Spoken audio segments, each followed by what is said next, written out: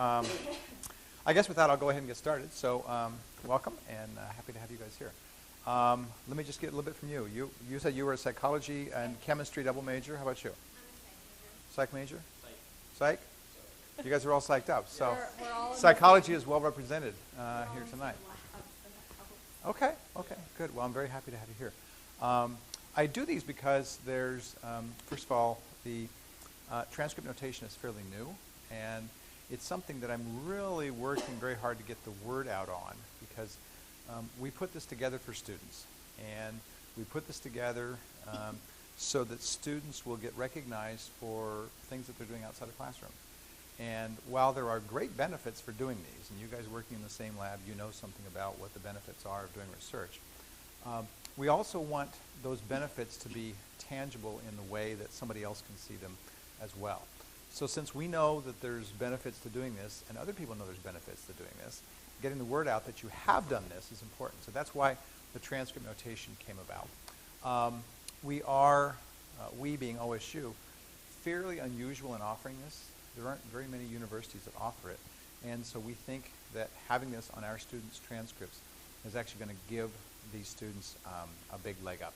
So that's really what's up with this. And so anyway, I appreciate you coming. So what I'm doing here tonight is I'm just going to take you through the process. It's not very involved. It's not very long. And I'm happy to answer any questions that you might have. And I'm happy to help you to get this on your transcript. Okay? So anything that I can do to make that happen, that's my job. So I'm the director for undergraduate research, and I'm actually the person that's in charge of this process. So to give you an idea, last year, with very little publicity, we had about 115 students who got it. And most of those students got it just right at graduation, which is when I think a lot of people get it. I had an email message from somebody today, and they were very worried because they had applied last year for graduation and the transcript notation, but then they delayed their graduation, so they figured the transcript notation was screwed up. I said, no, I mean, you can get the transcript notation anytime before graduation, okay? So if you try to do this after you graduate, you can't do it, all right? So it's got to be done before you graduate. And the reason for that is that a transcript becomes locked at graduation. You can't go back and change your transcript once you've graduated, so you can't add something to it, you can't subtract something from it, et cetera. Okay. So that's a starting point for this. So what I want to do is say a little bit about that. I'm going to go through some of the frequently asked questions. Have you guys seen this form? Is this something that, okay, so you've seen, you haven't. Okay, so let me just lead you through this a little bit, and I won't read it to you, but I'll just go through some of the questions and comment on them. So to get this notation on your transcript, you have to, first of all, have performed a significant research creative or / creative project under the guidance of an OSU professor. Okay, we call that person the mentor. You have to do a public presentation of your work. Your mentor has to sign off that this work that you have done is scholarly in the field that you're in. Okay? So your psychology professor would have to sign off that this is scholarly work in the field of psychology. Not typically, it's not, I mean, that sounds a little crazier than it is, but it's actually not a big deal. If you're working in their lab, they're guiding you in a scholarly project. I mean, that's just given. So once you've worked with them and you've done that, then that's just pretty much a no-brainer. All they have to do is sign off on it. So you have to, as I said, do a presentation, and you have to place documentation of the project on the OSU Scholars Archive. What this is a digital resource inside the OSU library that you upload your work to. All right? Well, what does that mean? Okay, I'll say something a little bit more about that later. Okay, but again, it's not a big deal, and it's quite flexible in terms of what you can actually put up there. So I'll tell you a little bit more about that. All right. So before I go into that, I want to say a little bit about what constitutes a significant research project and so forth, and then move on. So what constitutes a significant research project? And as I say in here, it really varies. All right. So something that you work on in psychology is going to be different than somebody who's doing field biology. It's going to be different than somebody who's doing music. It's going to be different than somebody who's doing engineering. Okay, so we leave the decision of what the nature of that is up to the mentor. So there's no way I can look at your psychology project and say, well, this was a significant amount of work. This was a significant thing. Okay, So the mentor has to do that. Are any of you in the Honors College at all? Okay. So this is actually the model that the Honors College uses. The Honors College takes the same position. We have no way of knowing what this is. So the mentor says, okay, this is thesis worthy, and the mentor signs off, and that's that. Okay. So again, it's like the thing about what is a significant piece of work. The mentor is going to decide, you know, is this significant? Is this scholarly in the field that you're in? Pretty much a straightforward thing. Who decides that the project qualifies? Purely your mentor. Now, that's to your advantage. You don't want to have some numbskull like me up there saying, you know, okay, well, I don't know about this data on point number 3, and this isn't really good, and blah, blah, blah. The mentor signs off on that. The beauty of this compared to, say, an honors college thesis, at least from probably your perspective, is that there's not a defense as such in place. So with a thesis, students have to do a presentation about their work. They have to do it in front of an audience, and they have to then take questions from the audience, and then there's a committee that goes and asks them detailed questions. So that's what they have to do to get their work approved. Here, you're going to do a presentation of some sort in front of a group of people, all right? That will typically be the Celebrating Undergraduate Excellence, which I'll talk about in a little bit. It could be a paper that you publish. It could be a meeting that you attend where maybe you do a poster. It could be a meeting that you attend where you give a talk. Okay? So a variety of ways in which that could be satisfied. But in any event, those are what's going to make a project qualify. All right? One of the things that it's important to recognize is who can be a mentor. All right? So you guys, I'm assuming, are working for a professor on campus. And professor, the term professor sometimes is a little misleading to students. So a professor will either have the title of assistant professor, associate professor, or professor. All right? We will also allow somebody who is an emeritus professor, it means that they're retired, to serve as a mentor. Okay. But there are people who cannot serve. So if people have the title of research assistant professor, it sounds like assistant professor, but this is a special designation, or research associate professor, or research professor.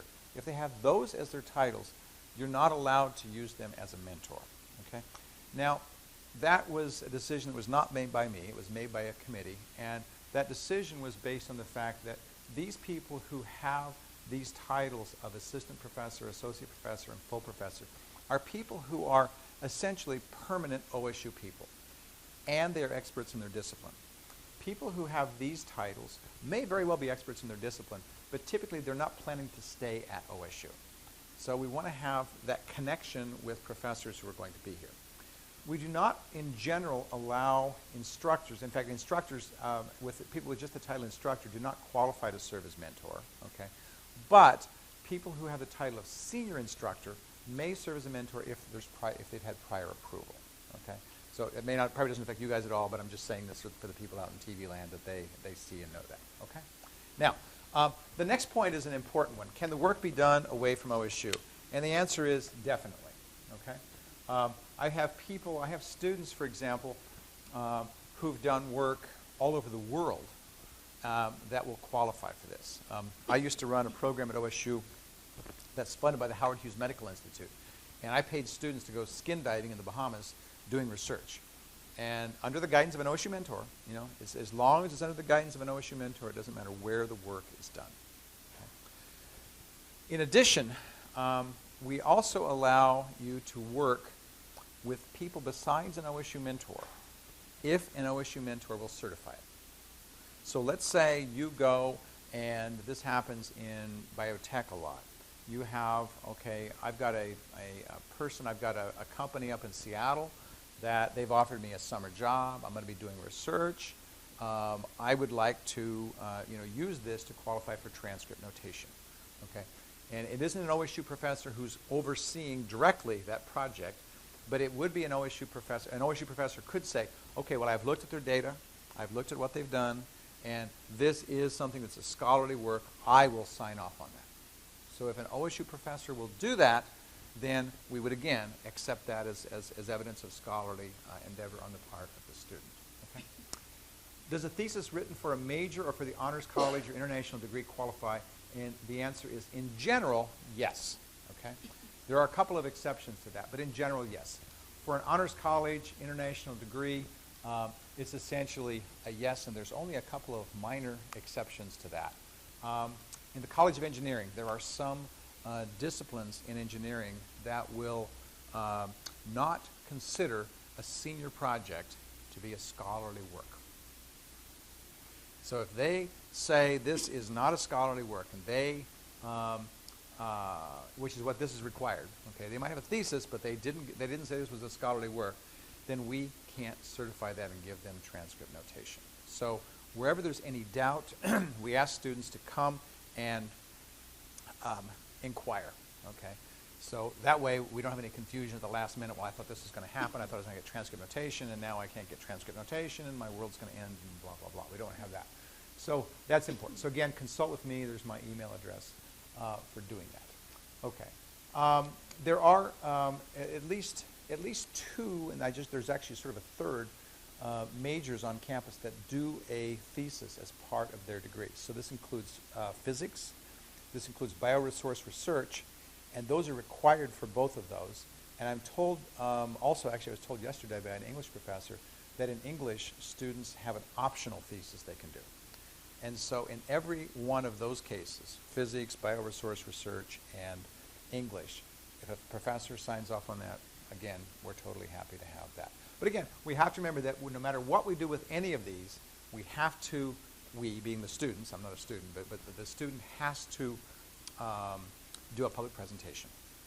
In the case of an honors college thesis or a BRR, that is bioresource research, they have to defend a thesis in front of a group of people. Physics has a little bit different process, but essentially they have to do that as well. Okay?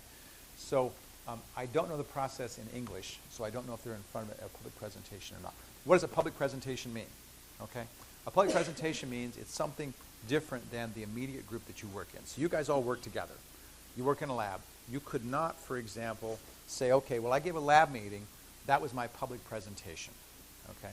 So the public presentation has to be broader than your immediate group. You could do a meeting where your lab was there and you invited maybe your department. The department was there, they could come, and they could listen to what you had to say. That would constitute a public presentation. Okay? So those are some of the things to think of. Can I graduate and then add this to my transcript later? As I said, the answer to that is unfortunately no. Okay? So everything has to be done. This year, in fact, the deadline for getting everything done is June 3rd of this year. June 3rd is the last day to turn this in. Now, why do we have a deadline? Well, we have a deadline for two reasons. One is the registrar who puts the transcript notice on there needs to have the time to make sure that's done in a timely fashion. Unfortunately, it doesn't happen very rapidly. Okay? But we have that deadline partly for them, and we also have it for the bookstore. Now, that might seem a little odd. Why the bookstore? Well, for transcript notation, you can get an honor cord that goes onto your graduation robe, and they have to know to order those. So if we wait until the last week or the last day before graduation, there's no way to make sure you got that. Did you have a question?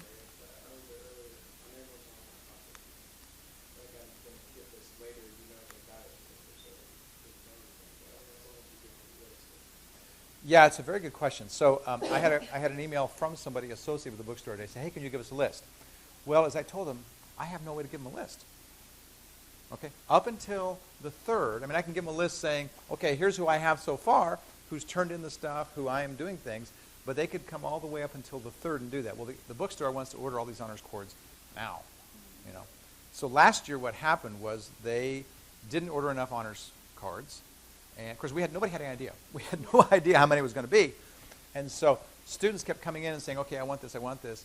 And so they had to make a special order to get them there in time, and they did get them in time for graduation to happen. My suspicion is something like that's going to happen this year, but I can't say more than that. Yeah. Okay. Yep. Good question. It's a very good question. So it's a question, I'm saying this, repeating this for the TV.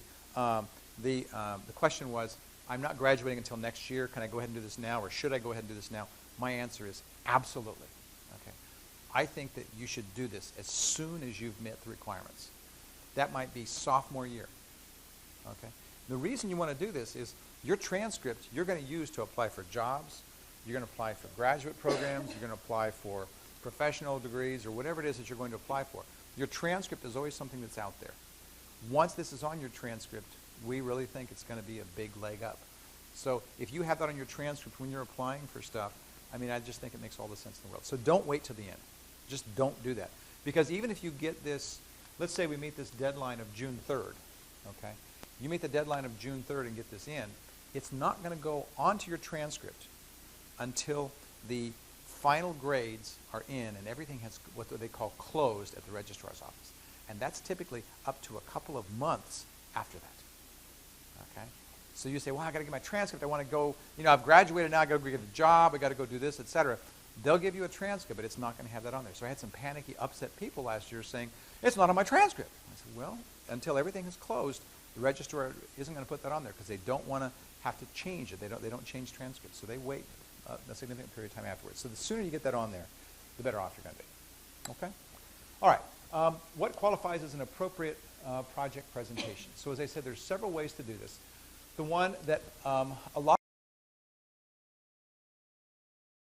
of students use is the Celebrating Undergraduate Excellence poster fair. Do you guys know about this? Have you? We're all presenting. You're all presenting. Oh, I love you. This is awesome. Okay. This is really good because it's one of the best pieces of OSU, I think.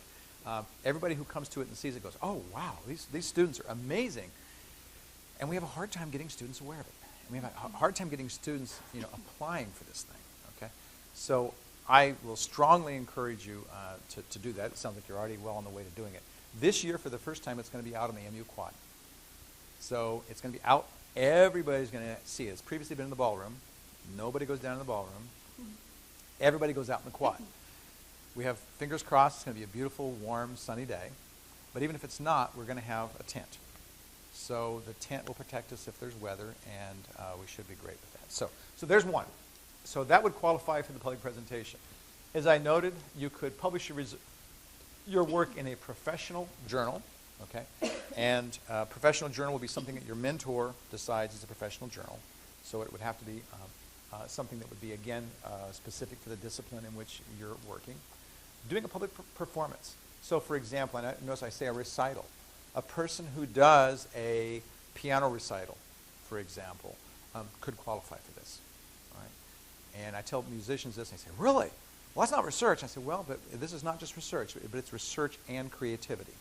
So I had some students last year, for example, who were in the theater who got this. And they submitted DVDs of their work. You know, they had a DVD of their performance in OSU Theater, and they had the theater people sign off on it. Yes, this is scholarly, et cetera, you know, in our discipline, and they got it. So a variety of ways that you can get that. A thesis defense, as I noted, or giving a seminar. That doesn't happen too often with undergraduates, but I've actually seen it happen, where a talented student has made some significant findings, and the department say, hey, would you come and, you know, talk to people about what you did, kind of letting the student have a nice opportunity to speak. And so that would constitute a public performance, again, because it's bigger than the group in which the student worked. So what's the difference between a research fellow and an arts fellow? All right, well, this is decided actually by the mentor. Okay? So we have a pretty good idea of what that is. If you're doing something in English, you're doing something in art, you're doing something in theater, you know, it's going to almost certainly be on the arts side. Okay? If you're doing something that's laboratory work, if you're doing something that's an engineering project, or you're doing something where you are investigating new knowledge, okay, finding something new, all right, then that's going to be a research project. What happens is on the application that I'll show you in a minute is you have to designate, is this application for a research fellow, or is this designation for an arts fellow? And the mentor has to sign off on that. And one of the questions I get, and last year I had about 4 or 5 of these, can you get both? And the answer is you can. So if you have people who sign off on both, you have to do a separate application for each one. And the reason for doing that is what I didn't want students to do was come in, get their mentor to sign off on research fellow, and then they hand it to me and they put the little X in the arts fellow, and now they've gotten both, right? So you have to do a separate application for each one. But the applications are pretty straightforward. Okay. Can I do a project outside of my major? Okay. Now, you'll notice that I say this in general, you do not want to go outside the bounds of the college in which your major is located. All right. It's not absolutely rigid. All right. So I'm flexible, and I'm willing to listen to other things. Again, if you have a professor who's signing off on that, that's really all I care about. So I'm not going to say, well, this doesn't match your major or something like that. The professor says, you've done this work, I will accept that as such. But the reason I don't encourage it is students don't always appreciate how much more they have to learn about another area to be successful in it. Okay? So the example we give in the honors college is, let's say, okay, one of the things you can do for an honors thesis is you can write a book. Oh, writing a book, I'll write a book, right? So I like to go write a book. Well, there's so many things involved in writing a book if you've never written a book before, or you haven't been somebody who's done writing as a significant component of the work that you've done here. Is very different than your perception of what that is. So students get into it and they go, oh my God, writing a book is, it's horrendous, So you want to be a little careful going too far outside of your major. Okay, now, the last things, how can I get more information? There are several sources of information. Okay, so obviously I'm the primary source. You're always welcome to contact me. This website, I don't know if you guys have been to it or not. You have? Okay. Is this how you learned about this, or how did you learn about this here? Barometer? For this one, this is... Okay. Okay. Excellent. Okay. So how did they know about it? Do you know? Okay. I knew about people who graduated with it. So No, I'm talking about tonight, not the tonight. notation. No, tonight was the email that Birkin forwarded. Okay. Yeah. Okay. Great. Because as I say, I have a hard time getting notices out, and I always appreciate when people help in that process. So I did send emails out through all of the college head advisors. There was an ad in the Barometer yesterday and today, and I've also done just word of mouth as much as I can. So. Yeah, because I will say I didn't get anything from my department head or anything. If it weren't for Birkin, I don't think I would have known. Who's about Birkin? He's a graduate student here who left us last year. Oh. Yeah. He's an undergraduate advisor to sophomores at the university. Ah. Tell Birkin he's on my good list. Okay, that's very good. So you didn't get anything from your head advisor?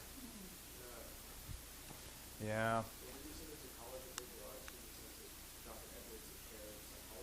So these went to the head advisors of the college. This would have gone to, in your college, Louis Vitaro. CLA, yeah. I checked my email religiously. Okay, okay. Okay.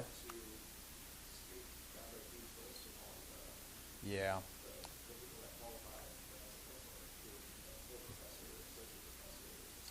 Yeah, it did go out to the OSU.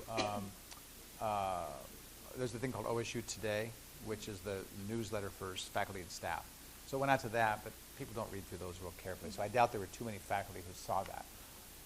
Okay, well, thank you very much for letting me know that. And there are certain areas in campus where I have to work on getting the word out. And this is, because it's important. And what's happened, and the reason I worry about liberal arts, is liberal arts is very underrepresented in this. And I know there's all kinds of people out there doing really good stuff, and I don't want the students, taking in the shorts because they don't know about something, that you guys are doing. I mean, I'm very happy that you're here, but there's probably 10 times as many of you here as could benefit from this who should be here knowing something about it. So spread the word. You be a Birkin, okay? So excellent. And I'm doing another session next week. That'll be on Monday evening. And they don't even have to come to the session. The reason I'm videotaping this, I'm going to post it on the undergraduate site so that they can, so people can watch it there. But have people contact me. I mean, that's my job. I'm happy to help people to do this. But if people don't know about it, then it's kind of hard to do anything more. Okay. Well, before I go too much further, I promised I wouldn't keep you too long. I'm going to go through just basically the application and just step you through that. It's very straightforward. So pull it down here. Wish I can figure out how that light goes on, but I have these, and they're also present at that website online. And if you want one, I'll walk you down to my office and print you out one. So yeah, so I'm happy to make it work for you. Okay, so there's really 2 pages to the application, okay? 1 page is here. It's very basic information, first name, last name, email, blah, blah, blah. Please, when you're filling this out, print carefully. I occasionally get scrawls, and it's like, who is this? You know? And the only thing that's bailed me out in some cases has been this thing right here, OSU ID. People don't write numbers the way they write text, okay? So be very careful about printing this thing out. Same thing for this, okay? The faculty mentor is like, who is that person? Because I know a lot of faculty on campus, but if it's a poorly written handwriting, I have a real hard time understanding who that is. Okay, so project title, pretty straightforward. Application date, that's just the date that you're submitting this. Anticipated graduation quarter. So if you're a sophomore, you might say, geez, I don't even know. You know, I mean, that's a ways out there. That's fine. That's fine. And I'm not going to hold you up to it and say, well, you said the spring of 2015, and here it is now, the fall of 2015, and you're not graduated. I'm not going to worry about that. So this is just for us to make sure that we're not being late on getting something in. If a student said, well, I've already graduated here, then I would say, well, and I had this happen last year. I'm sorry, but it's too late. Can't get it. Okay, so here's where you designate either arts fellow or research fellow. And as I said, if you apply for both designations, separate applications are required for each. Okay, so required materials. So first of all, you have to do a project description, which is to not exceed. Oh, by the way, I should also say, you aren't honor students, but the people who are watching, honor students and students in the BRR, both have an abbreviated version of this. Okay, so if you're in the honors college and you're watching this, there's a much abbreviated version. And the reason they have an abbreviated version is because their mentor signs their thesis. Their mentor is certifying everything of this automatically. And since they're doing a thesis defense, there's automatically a public presentation. So we don't need all the other information that's there. So for them, it's a little different thing. All right, project description. This can be very straightforward. What did you do? What did you find out? When you write a scientific paper, you write something called an abstract. An abstract is about a paragraph describing your work. That would be fine. An abstract would be perfectly fine, okay? So all we want is nothing longer than 2 pages. We're not expecting 2 pages. I've had about 140 applications, and I would say there's been maybe 1 or 2 that have been 2 pages long. Most of them are fairly short. Timeline and description of the student engagement, all right? So all I'm asking for here is, when did you start? What did you do in the project, okay? And when did you finish, right? So we get an idea about, you know, if you came in and we find that you did something in a week, okay, and the mentor has signed off on it, I would probably go to the mentor and say, are you really sure that was scholarly work in this area? I'm not going to deny your application, okay? The only way I'm going to deny your application if a mentor signs it is if the things aren't completed, okay? But if the mentor signed it, I probably would talk to the mentor and say, well, maybe next time we need to have a little bit more involvement. Okay, so that's not to stop you from being successful, but also just to keep an eye on things. Date, venue, and form of student presentation. So when, where, and how did you present? That could be, as I said, the paper, that could be the talk, that could be the thesis defense, it could be any or all of those. So that's fine. Do you want like full out like written descriptions, or like for like number 3, like the presentation and then like the presentation? Exactly. Okay. So this could be 1 sentence right here. Perfect. And One I'm sentence. assuming same as number 2?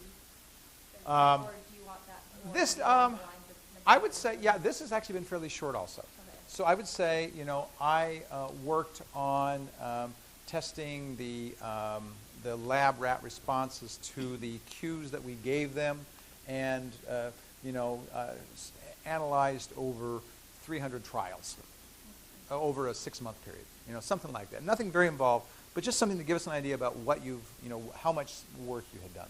Right. Okay? Yeah. And again, I'm not denying you for this. Once the mentor is signed off, that's fine. So the project presentation must be to an audience. I've already gone through all that. Documentation must be submitted to the OSU Scholars Archives. So there's the URL for this. In fact, these are all in the application. So the things I'm showing you are all, when you download off of the website, you're going to get all the stuff that's here. All of these things are there. So this is the place you're going to upload your material to. Well, what is it that you can upload? The upload, most common thing students are uploading is they're uploading the PowerPoint they presented. Okay? So if you presented, for example, a PowerPoint poster at Q, that's fine. If you did like the theater students did last year, the performing arts, a DVD of your work, fine. If you composed music and you did that, you can upload the MP3s. If you wrote a book, you could upload the text of that book. So anything that you can get into digital format. We haven't had any issues with that. If you upload pure video, which I don't think any of you guys are going to do, but if you upload pure video, there have been a few technical problems with the library's end. They have fixed them. So if you have problems with the upload process, let me know. Don't panic, and I'll speak to the library and we'll get it taken care of. The reason for this is we want people, whenever you do anything scholarly, we want to share that. It's important that scholarly work be shared because that's why we do it, so that other people can benefit from those things. All right, number 4 is the date on which an electronic copy, whatever that was, went to the archive. All right, so that tells us here, okay, well, if you said you submitted it last week, then I can go there and I can look and say, okay, it should be there. If it's not there, there's something wrong. Okay, if you submitted it yesterday, then I need to give it a couple days. Sometimes it takes a while to get into the system. Okay, but we do need to know the date of that. Okay, and the last thing here is a completed signature page. Okay, so the completed signature page has a signature of the student, the mentor, and the head advisor of the student's college. The head advisor of your college is Louis Bottaro, so it would need you to get his signature in order to do that. And I will caution you that getting signatures sometimes takes a little while. So the advisors know about their need to have that. And if you go and let's say it's the last week and you are turning in an application to me and you discover that your head advisor of your college is gone on a 2-week vacation, okay, that's when you just contact me and say, Kevin, my advisor's gone. Is there any way that you can do this, et cetera? And I can sign in their place. I prefer not to do that, but if there is an emergency, I can do that if necessary, okay? And so all these go together, and then they're stapled together with the signature page, which I'll show you in a second, and given to the college head advisor. Some of the head advisors are telling students to bring it to me, okay? And that's certainly fine, okay?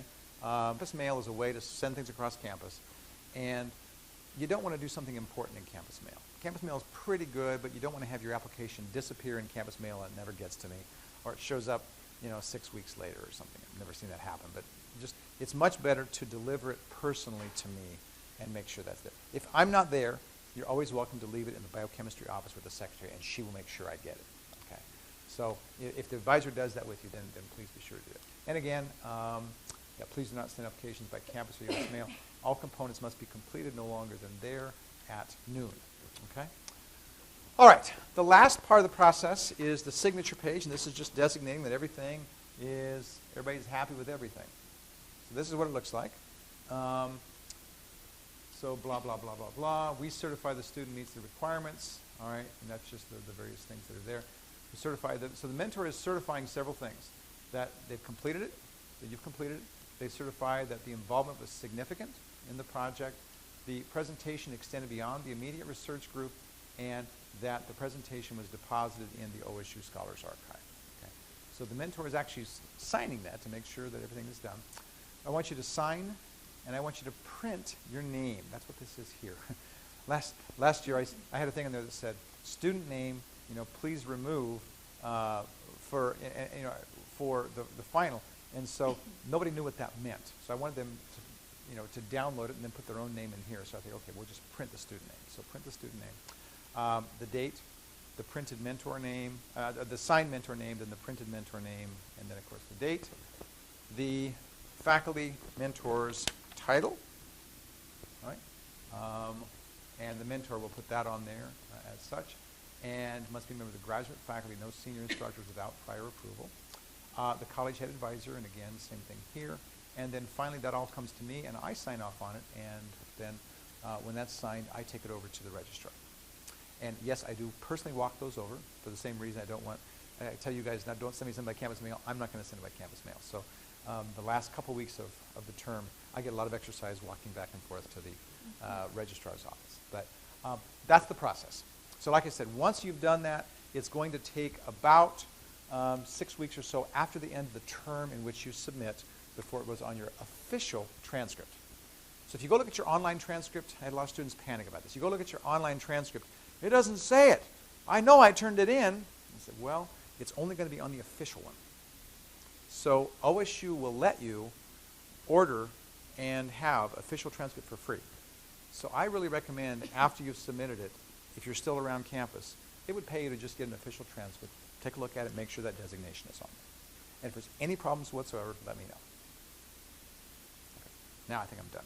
So any questions, any other questions that you guys have? Yes? Okay, so you said so 6 weeks after we submitted it should be on our transcript? 6 weeks after the end of the term in which you submitted. So if you submitted this spring term, it's not going to appear in there until later in the summer. Right, okay.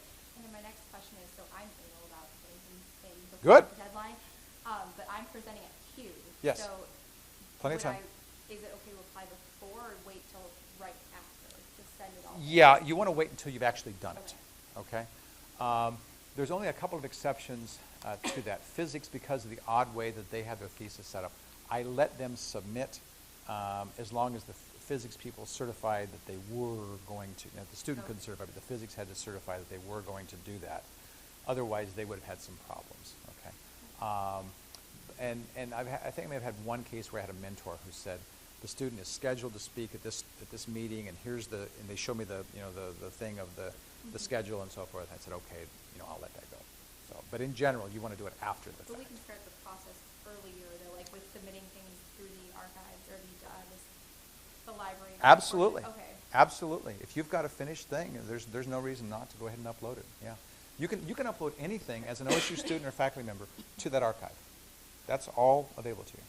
Okay? Yeah, did you have a question? 3 part questions. Okay. 1, what will it say on the transcript? Okay.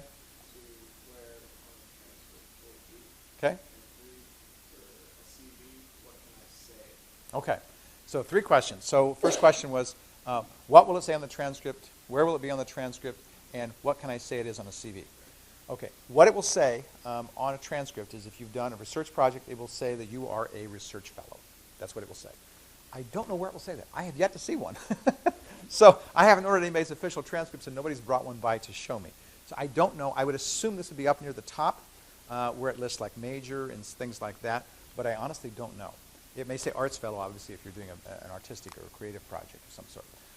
What I would do is on a CV is I would say you were awarded or you were recognized as a research fellow for your work in da-da-da-da-da-da-da. Okay? And if I tend to be wordy on resumes. So I would go ahead and I would say a research fellow at Oregon State University is a person who has completed a significant research project that was certified by a faculty member, involved a public presentation, and the work is stored in OSU's digital archive. That would be okay to do. All right. Some people get real uptight about making a resume too long. If you're one of those people, then that's probably very wordy for you, but that's what I would probably put. Okay? Because this is a significant, one of the things, as your undergrads, is you're building that resume. You're building this a lot. And so this is a significant piece of that. So you want to make sure you don't just have the 2 words that say research fellow, because what the heck does that mean? I would definitely put on there, spell out what it meant in detail. And you could say, for your work, entitled da-da-da-da-da-da-da. That'd be another way to highlight your work. And also, if you guys ever want, I'm always happy to look at resumes. So come by and bring them by. I'll be happy to look at it and give you some thoughts about how to improve that. Okay? Other questions? Clear as mud? Well, thank you guys for coming. I really appreciate this. This is much better than speaking to an empty room, and you've had good questions as well. So if you have questions as you're going along, let me know. And if you wanted a copy of this, you're welcome to the one I have here. And if you want more than that, I'll have to print you others out. So here is, who asked me for it? Was it you? Here you go. Yes, sir. Enjoy. Anybody, you bet. Anybody else wants any? Let me know. But if you go to the that website, which is on there, the OSURF website, the URSA website, you will find the download for that. Okay? All righty. Let's turn this off.